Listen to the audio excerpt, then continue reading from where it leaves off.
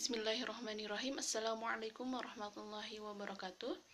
Yang saya hormati Bapak Profesor Dr. Haji Nanar Fatah Nasir MS dan Bapak Dr. Fajar Farhan Hikam MPDI dan seluruh rekan-rekan yang saya banggakan.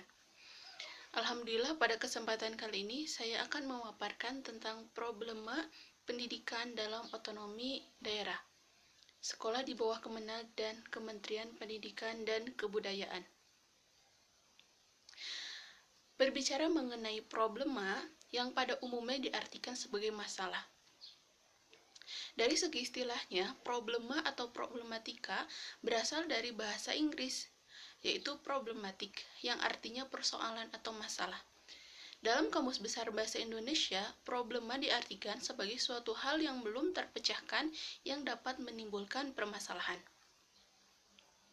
Sehingga dapat disimpulkan bahwa problema pendidikan adalah suatu permasalahan dalam pendidikan yang berawal dari kesenjangan antara kenyataan atau realita dengan apa yang diharapkan, sehingga menimbulkan permasalahan-permasalahan dalam pendidikan khususnya di Indonesia.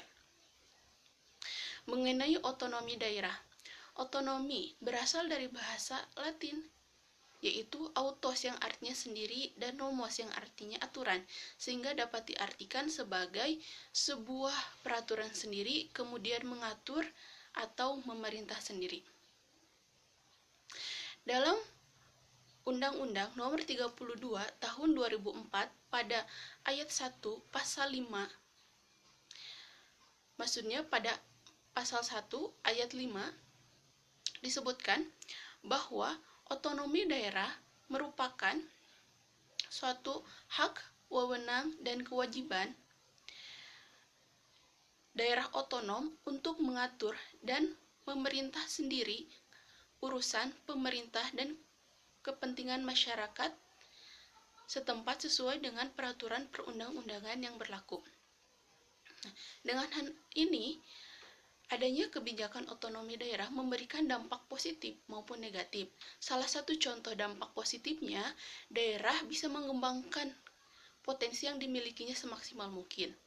Akan tetapi menimbulkan dampak negatif juga, yaitu dengan timbulnya permasalahan-permasalahan yang terjadi. Nah, pada kali ini saya akan menjelaskan saja tentang permasalahan. Salah satu contoh permasalahan atau kasus yang terjadi yaitu masalah kurikulum. Nah, kita tahu bahwa di Indonesia terdiri dari suku, istiadat, kebudayaan yang berbeda, sehingga setiap daerah memiliki kesiapan dan kemampuan yang berbeda juga dalam menghadapi otonomi pendidikan ini. Adapun masalah yang lainnya, yang pertama, kurikulum itu di Indonesia sangat kompleks, sehingga dapat berdampak kepada siswa dan guru. Siswa harus menguasai segudang mata pelajaran yang telah disuguhkan. Maka dari itu, siswa kurang paham dengan materi yang diajarkan, sehingga siswa lebih memilih materi yang sesuai dengan kemauannya dan mempelajari sepintas materi yang lainnya, dan akan berdampak kepada siswa sehingga pengetahuannya terbatas, dia tidak bisa mengembangkan potensinya, dan juga daya saing di antara para siswa berkurang. Adapun dampak bagi guru, tugas guru semakin menumpuk dan proses belajar mengajar menjadi kurang maksimal. Yang kedua, adanya sering bergantinya nama dalam kurikulum. Nah, kurikulum di Indonesia ini sering terjadi perubahan, namun perubahan ini tidak mengubah konsep awal kurikulum tersebut. Selain itu, dalam pengubahan kurikulum tidak sedikit dana yang dikucurkan. Nah, dari segi ekonomi, alangkah lebih baiknya jika dana itu dipergunakan untuk bantuan pendidikan yang lainnya, untuk kemaslahatan bersama. Yang ketiga, adanya atau kurangnya sarana prasarana. Seiring berjalannya waktu, kurikulum akan ditentukan dengan sarana dan prasarana yang dimiliki. Sementara di lapangan, sekolah atau lembaga pendidikan banyak yang tidak memiliki sarana dan prasarana yang lengkap. Contohnya seperti perpustakaan, laboratorium, komputer, dan sebagainya, terutama pada daerah pedesaan atau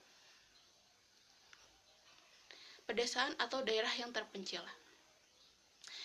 Yang keempat, adanya kurangnya partisipasi dari siswa itu sendiri. Siswa tidak mau mengembangkan potensi yang dimilikinya dan bakatnya, hanya tertuju pada materi yang diajarkan gurunya di sekolah saja. Dia tidak mau berusaha mengembangkan atau menggali sendiri potensi dan bakat yang dimilikinya. Nah, dari persoalan di atas, adapun solusi yang bisa dilakukan yaitu mengubah paradigma kurikulum yang dari semulanya sistetik atau materialistik menjadi religius. Nah, hal ini berupaya untuk menekan atau mengupayakan untuk tidak terjadi kemerosotan akhlak pada zaman sekarang.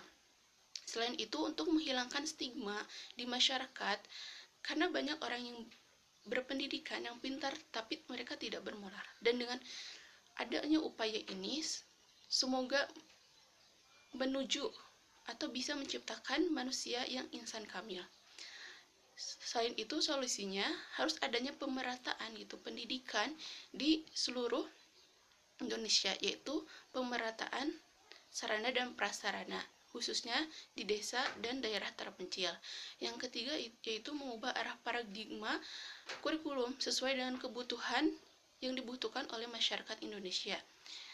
Dan untuk mencapai tujuan yang diharapkan, salah satu tujuannya yaitu pada Undang-Undang Dasar 1945 pada alinea keempat disebutkan, yaitu untuk mencerdaskan kehidupan bangsa dalam segala bidang, baik itu agama, ekonomi, sosial, budaya, hukum, keamanan, dan pertahanan. Nah, mungkin cukup sekian yang dapat saya sampaikan. Mohon maaf bila banyak kekurangan. Penutup dari saya, air dingin di atas dipan, bunga mawar bermekaran. Jika ingin cerah masa depan, jangan pernah lupakan pendidikan. Mohon maaf bila banyak kekurangan. Wassalamualaikum warahmatullahi wabarakatuh.